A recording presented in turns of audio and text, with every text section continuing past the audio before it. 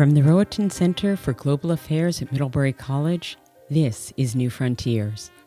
I'm Charlotte Tate, the Associate Director of the Center. This episode owes a lot to Arjun Kumar, a student at Middlebury College and a 2023 Rowatton Global Scholar. A while back, Arjun pitched an idea to the Rowatton Center's director, Mark Williams. I'm of Indian descent, and I'm majoring in international and global studies with a focus on South Asia. And there's so much happening in India right now. Could the Rowatton Center host an event that showcased India? The more I thought about this, the more sense it made, especially since India's influence is already felt in so many areas, like the IT sector, Global security, entertainment, the service sector, pharmaceuticals, and most importantly, cuisine. Now the list goes on. So the question then became, what exactly should we do? We had a lot of ideas, and there were a lot of questions and issues that we could explore, but it was actually sort of hard to choose.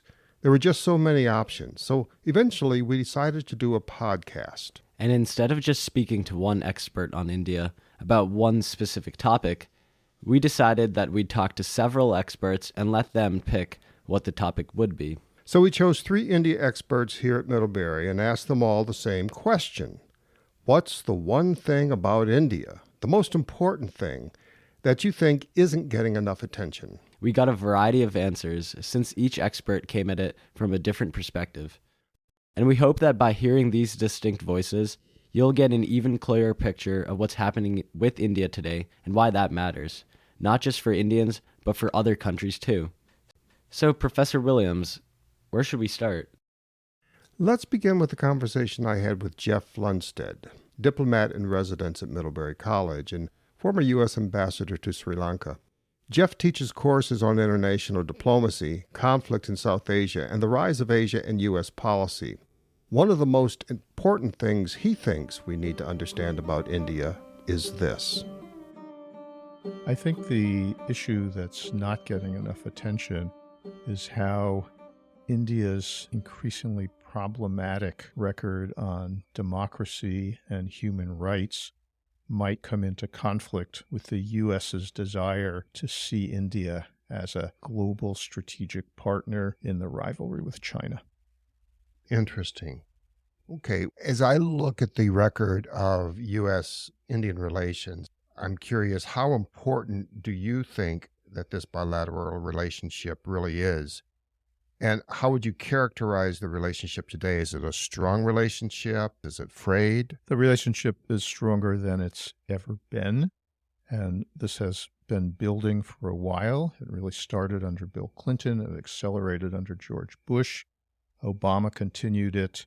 Trump continued it. And now under Biden, it's even stronger. Prime Minister Modi has been to the U.S. 3 times, including for a state visit, the highest honor. Every one of those presidents has been to India at least once after a hiatus of 22 years when no American president went to India. The U.S. touts India as a major partner in its rivalry with China, which it sees as its main global issue. Why do you think that India and the United States have moved so much closer together after being estranged for so long? Is it primarily the U.S. moving toward India, or has it been more reciprocal? It's been more reciprocal. India and the U.S. had very strained relationship through the 70s and partly into the 80s, mainly because of political differences, also because India was a closed economy then. But in 1989, India opened up its economy, undertook massive economic reforms, unleashing potential, which the U.S. saw as valuable to the United States, to see India as a major economic partner.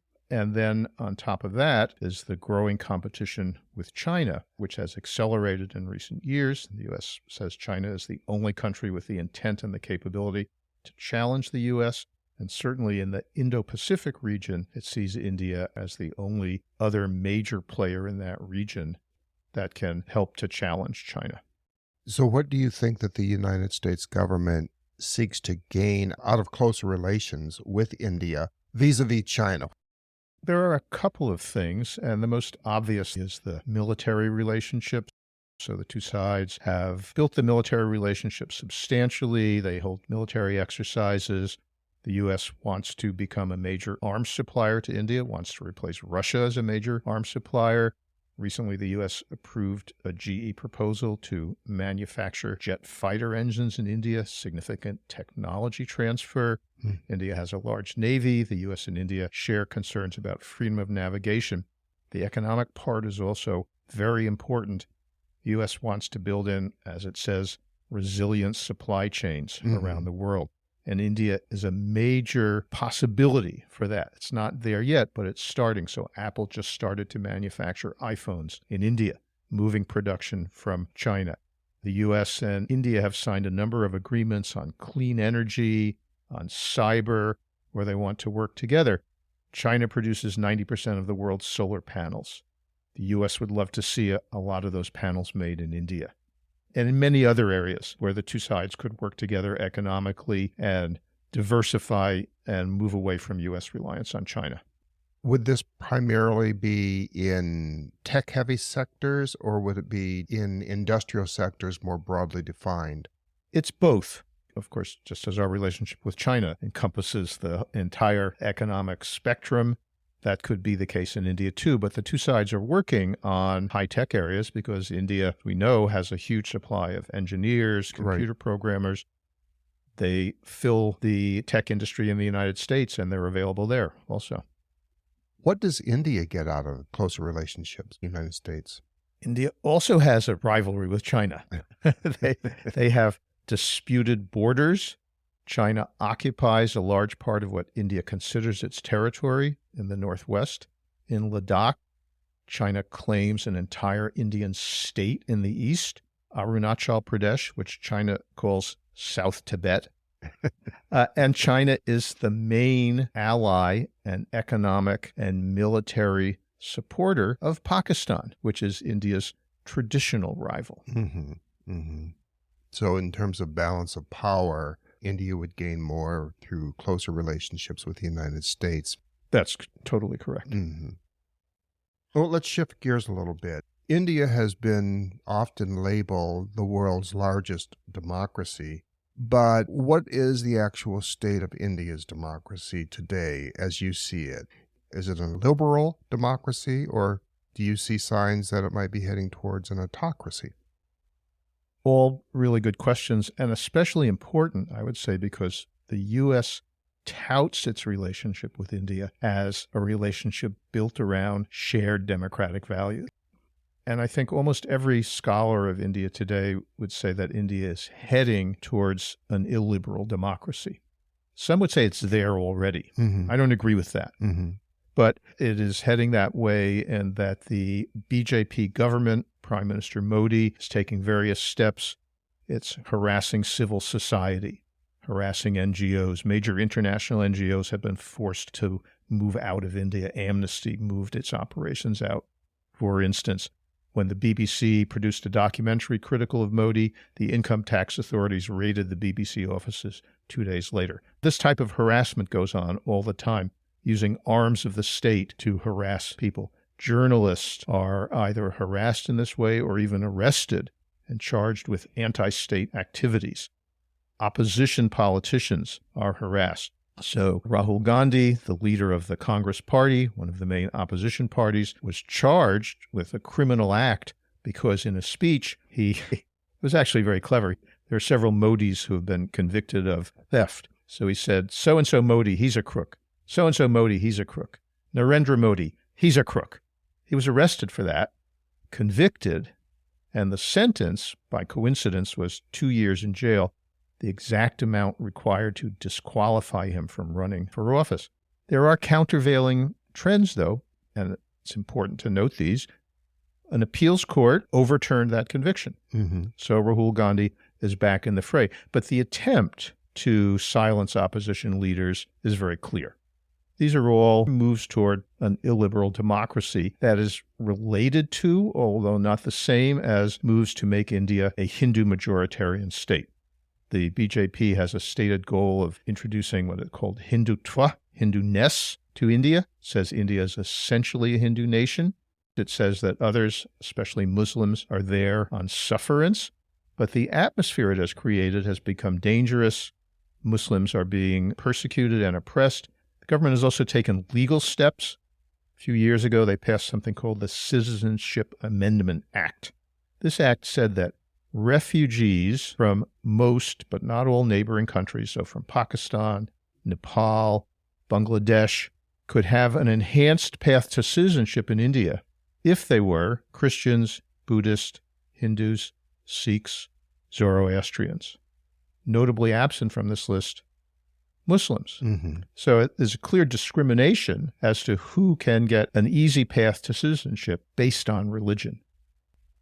Let's get back to the political trajectory that India's democracy is on. You've listed some steps that the political system has taken, which seem to make it less democratic, less pluralist.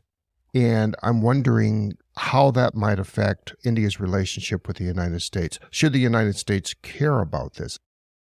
Well, of course, the U.S. should be concerned, and the Biden administration has said that its alliances, which it is strengthening around the world, are based on shared democratic values.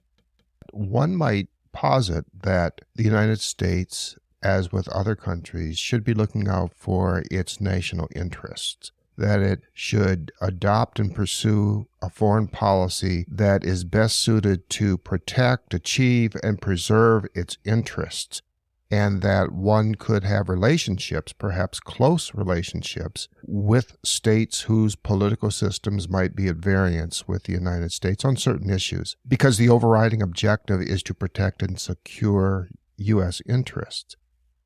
Would that work with respect to India? I think it will. I think we're already seeing it. The U.S. has been very quiet about what is happening in India now. And it's because, again, the administration says over and over again that its main concern is the global competition with China, and it sees India as a vital piece of this competition. And absent some major cataclysm, I think that this relationship will just move ahead on those terms. Mm-hmm. Well, if the U.S.-India relationship seems likely to keep forging ahead, the next question is whether India really wants to play the kind of balancing role against China that Washington's hoping for. I put this question to Ambassador Lunstead. India wants to be recognized as a great power. It sees itself as a great power, and so I think it will play with the U.S., but there are limits to what India will do and what India will say. For instance, the two countries never describe themselves as allies. Mm-hmm. That word is toxic to India because it doesn't want to be seen as either irrevocably bound to the U.S.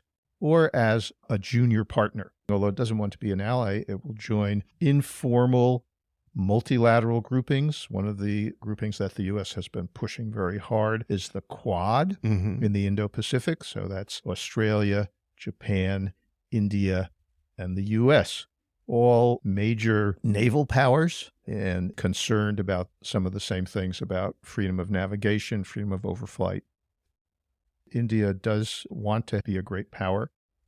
India is, of course, a nuclear power, and it has developed significant missile systems, so it has potential to be a counterweight. But there are things that India probably will never do. For instance, if China begins military pressure on Taiwan, will India chip in to help work against that pressure? I think very unlikely. The U.S., Japan, Korea, Australia, yes. India, almost certainly no. Okay. Well, as a final question, let's turn to the future and think about where the two countries might be down the timeline. How do you see this relationship between the United States and India developing over the next 4, 5, 6 years? Well, when you read the statements that are issued after a U.S.-India meeting these days, they have a long list, pages and pages of agreements and ongoing programs at different levels of government. In a way, the two countries are building a web, an interconnecting web to tie them together. So just an example, NASA has a big partnership agreement with the Indian Space Research Organization. This doesn't make headlines, but it's an important thing, tying the governments, the bureaucracies of the countries together. And there's a whole host of these initiatives. And if the two countries can really build this economic relationship, then I think you could really see things take off, because that would build a very solid base for a relationship, even if the China threat went away tomorrow. Mm-hmm. So trade, technical exchange, investment, military security. Huge numbers of Indian Americans in the United States, large numbers of Indian students in the United States, more and more joint ventures between U.S. and Indian companies. Again, there are many, many ways in which the two countries are coming together, and this is the type of thing which builds ties. Brick by brick. Very good. Jeff Lunstead, thank you very much for making time to visit with us on New Frontiers. Thanks, Mark. It was a pleasure.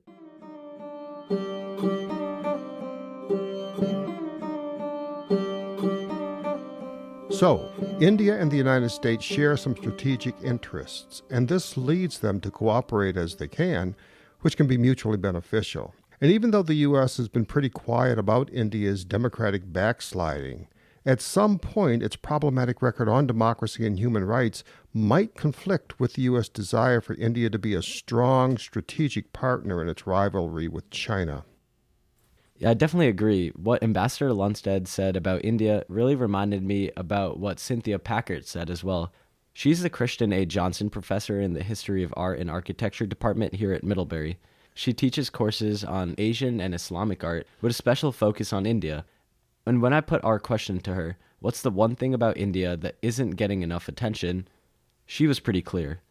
I'm very concerned about what I see as the demonization and the erasure, or the attempt to erase Muslims, and in particular Mughal history, from India's consciousness. I think there's a couple of big things going on right now. In terms of the erasure or the reduction of the visibility of the Mughals, there's a new curriculum in the state textbooks where the Mughals have been basically reduced to, I think, class 7 and class 12. They get a little snippet here, a little snippet there, and a lot has been edited out. So students will really not grow up understanding the deep importance of Mughal history.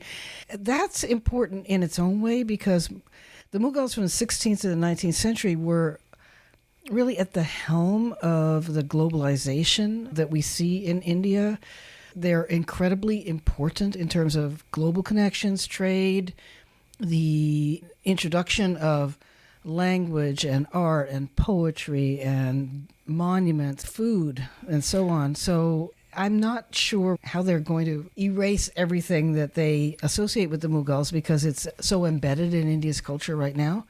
The other thing that's been going on for quite a while, I'd say since the late 80s, 90s, is that Muslims in general are repeatedly demonized in the media, particularly films, popular films. And so there's a whole spate now of pseudo-historical films that are now heroizing and lauding Hindu rulers who may have won battle against the Muslims or whatever, and they're now being made into these sort of great figures from history that battled the demonic Muslims. And the caricatures are really quite terrifying. And they're just feeding into the popular culture in very dangerous ways.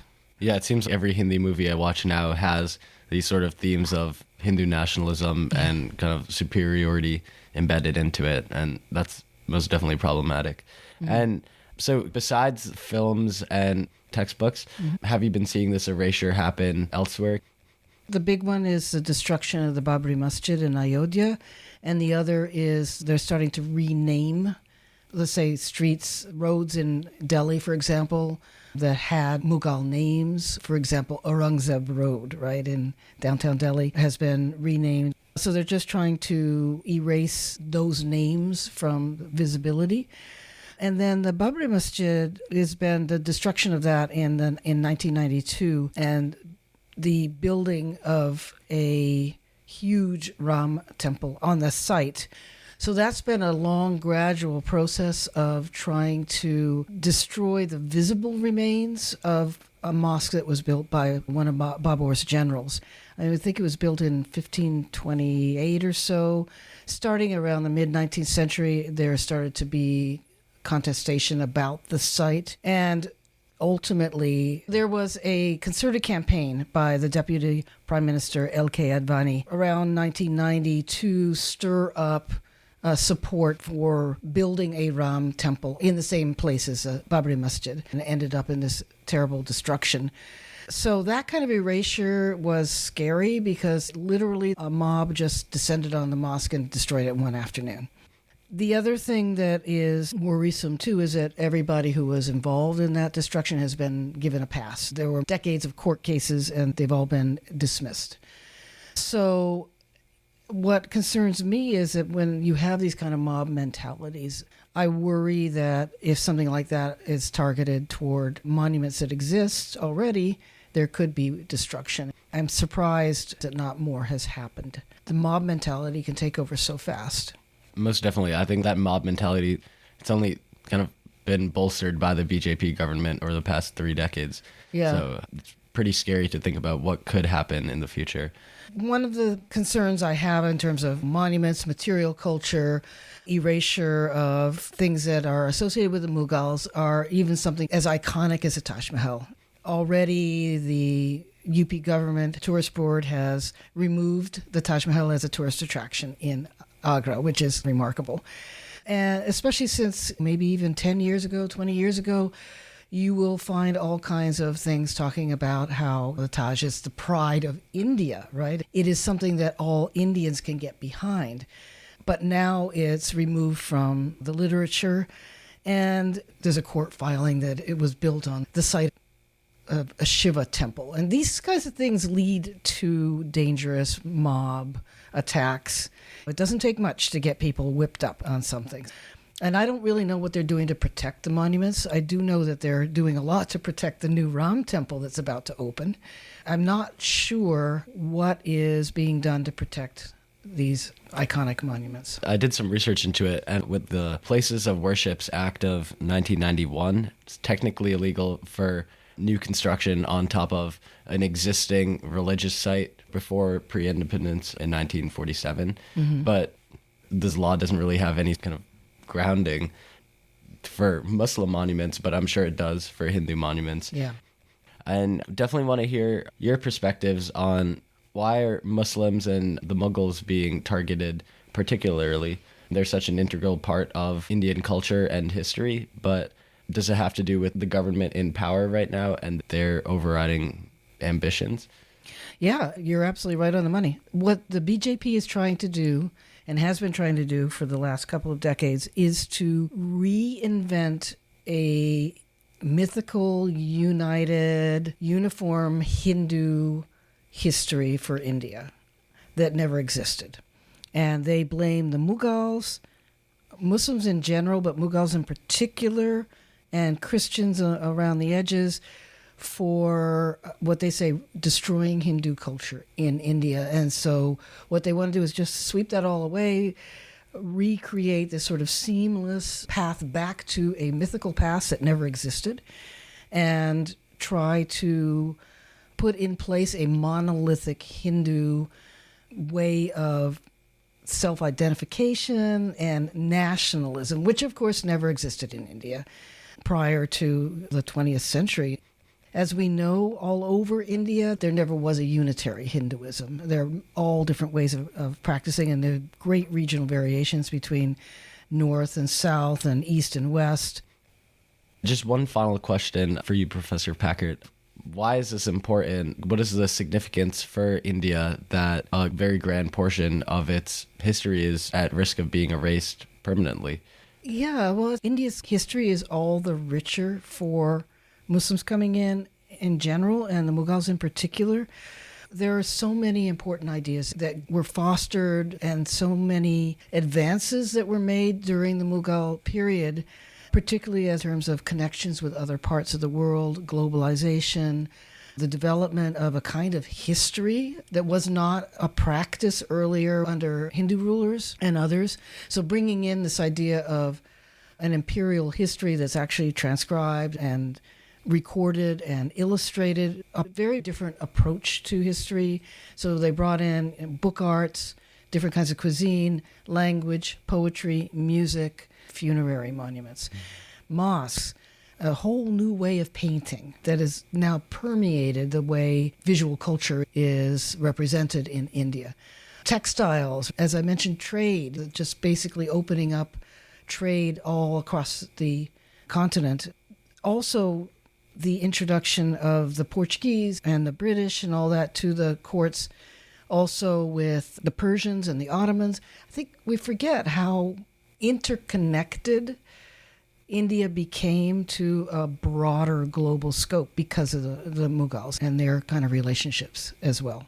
Plus, I think the Mughals in general were not destructive. They did a lot, particularly under Akbar. They're very tolerant and very interested in India itself and made a lot of contributions to the landscape in terms of not just monuments, but also making sure that provinces were run in a fair way and so forth. So it is unfair to the Mughals and unfair to India and its history to paint them as completely destructive. They did contribute an enormous amount.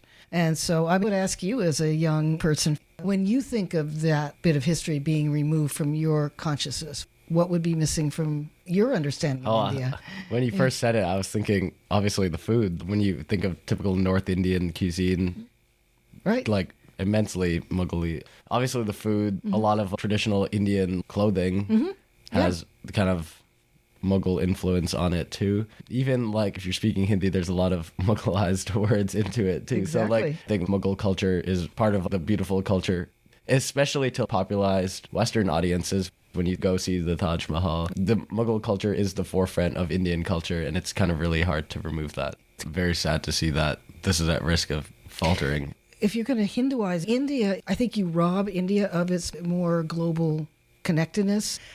It denies the culture the richness that it actually has. And so it sanitizes everything, and everything gets turned inward, which I don't think is healthy at all. Thank you so much for joining us today, Professor Packert. It was great to hear your insight on the one important issue in India that isn't being talked about. Well, thank you, Arjun, and I hope you have a really good study abroad semester. Thank you.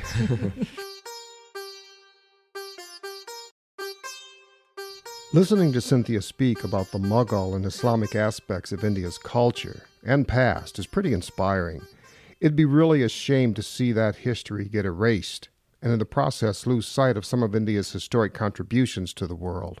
The good news is that India hasn't stopped innovating in ways that could benefit other countries and societies. In fact, my conversation with Sunder Ramaswamy dealt specifically with one of these new innovations. Sunder is the Distinguished College Professor of International Economics. He directs Middlebury's International and Global Studies program. And when I spoke to him, the one thing about India that he felt wasn't getting enough attention was... As a development economist, the one thing that I think there is not enough attention across the board is the application of large-scale digital technology to solve development problems. The technical term is the India stack. Although India isn't unique in having various development problems, one of the most pressing is poverty. As Sunder explained, all students of Indian history know the story that prior to 1750, India and China accounted for half the world's GDP. The richest region in the world was the Mughal Empire. Then the British came, and in 1947, India was one of the poorest countries in the world.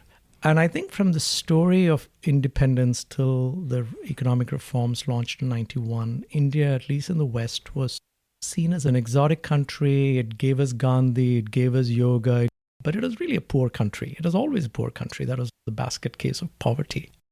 One factor that's presented a challenge to India's development and to poverty alleviation has been its sheer complexity. In many ways, India is a complex quilt of caste, class, region, and language, and the magnitude of these differences easily bewilders Europeans and Americans.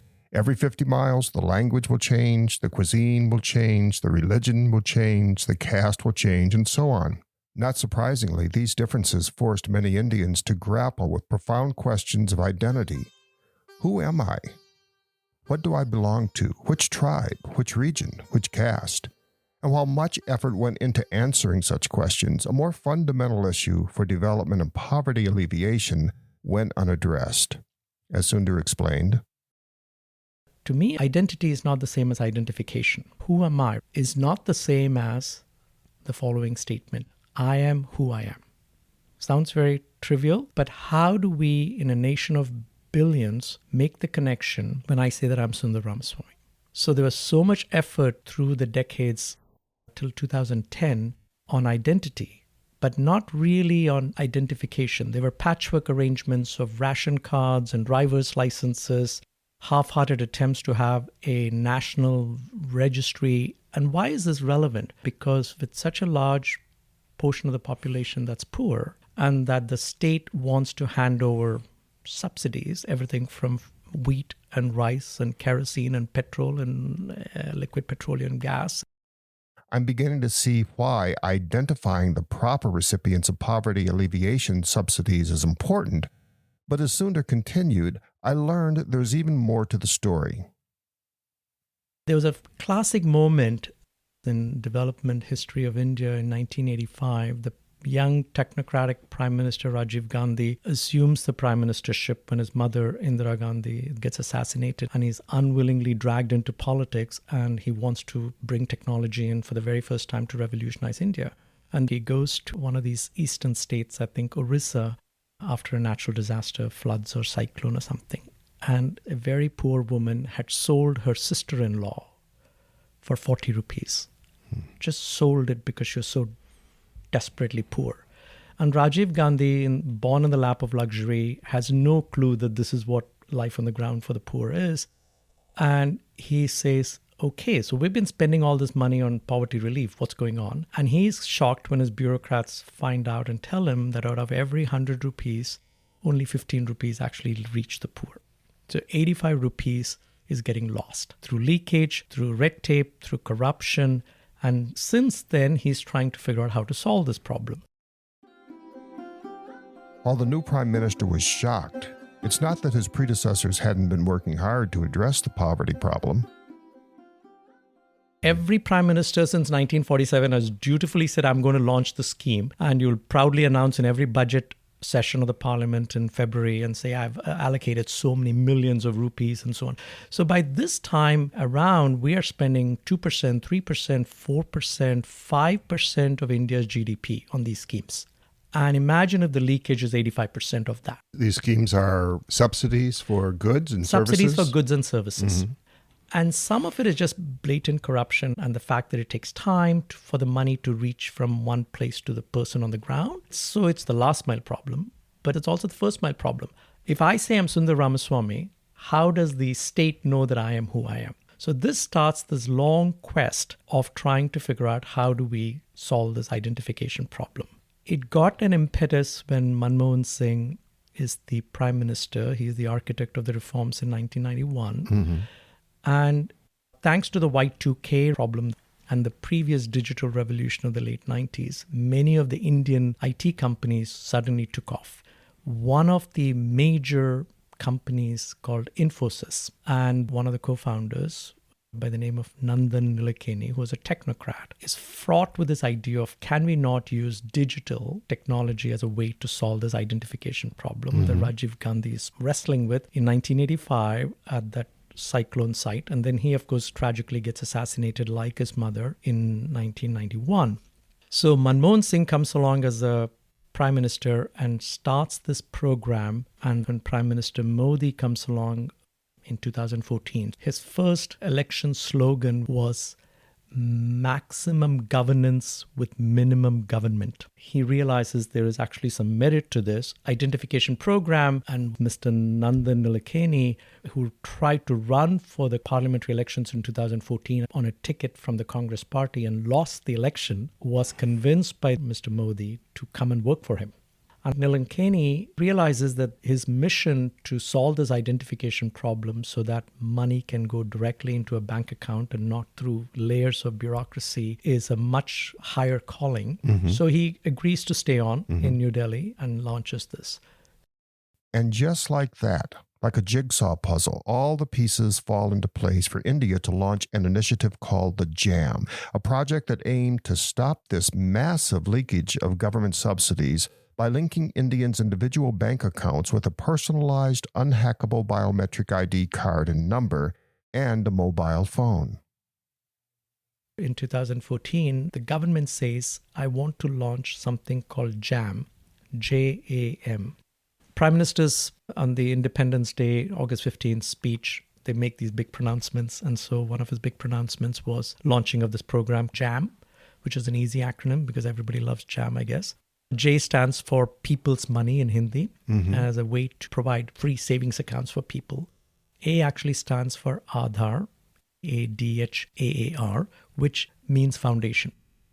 And M was to try and get India to leapfrog the old landline technology and get a mobile phone in everyone's hand. So JAM stood for People's Savings Account, a biometric-based unique identity for 1.2 billion Indians, and M stood for mobile telephony. The idea was, simply put, if you go back to the Rajiv Gandhi story and the fact that every government has faced huge budget deficits and they realize that they just cannot run deficits and debts. They need to get the private-public partnership going and improve the efficiency of these benefit schemes. So we have seen the success of these benefit schemes in other parts of the world, but not on a scale like India. And so in 2015 starts this enormous program linking the private banking sector, the public banking sectors, the regulators, hosting hundreds and hundreds of clinics at the ground level to get people to bank and also to understand that I am not going to give away my identity just because this unique identification card is going to take my biometrics. In a very few years, 90% of Indians now have a unique identification card. It's the largest rollout, so much so that the World Bank in 2016, I think Paul Romer, the Nobel laureate, as a chief economist, was stunned at how quickly this rolls out. And it's now, I think, 93% of Indians have a unique identification, a 12-digit unique identification number that links your fingerprints, that links your iris, and that links your identification to answer the question, I am who I say I am. People are beginning to realize that instead of getting my kerosene subsidy by going and asking for it, I suddenly open a bank account and actually the money is shown up in my beneficiary's account because the customer has been authenticated as Sunder Ramaswamy. Then I begin to start talking to my friends and neighbors, and the word starts to spread that the old system where I have to go and stand in line to get my kerosene or what have you, I am now getting a direct benefit transfer, which is also called DBT, is happening directly into the bank account. The foundation of this India stack, it's 3 layers. The foundation was this biometric identification. The second layer was another acronym called UPI, Unified Payment Interface, Google Pay, convincing other entities to use the third part of the JAM, to use mobile wallets and digital payments. Suddenly, vendors on the street say, okay, I could sell you bananas and I don't need money. I just need you to scan the QR code and transfer it to my GPay or what have you. So the second layer was in 2015-16, they introduced on a massive scale universal payment interface with its own Indian companies called Paytm and others. And of course, the foreign companies like Google Pay coming in, Walmart came in. And suddenly there's not just bank finance, private and public sector banks, but non-bank financial opportunities to go cashless. There are stories in the local press of people saying, I used to hold cash in my hand, and when I used to travel back to my village, I was always worried that I'll get robbed or mugged.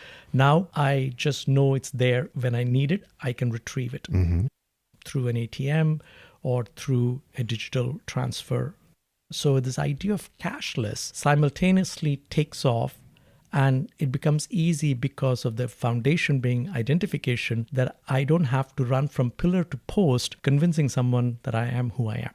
Now, simultaneously, of course, there are stories in the press of Aadhaar cards, which is the biometric card, being stolen. What is interesting, I think I'm fairly certain about this, Aadhaar cards, the card that I have in my wallet, they have been forged. Till date, the 12-digit unique number has never been hacked, which from a computer science standpoint is a fascinating story that somehow their encryption has worked. And that has brought trust that my number is still mine.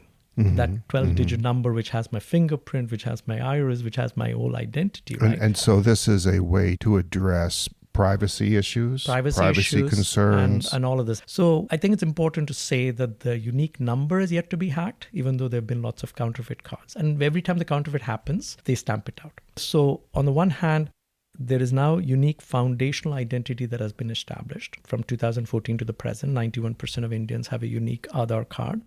In 2021, this shocked me.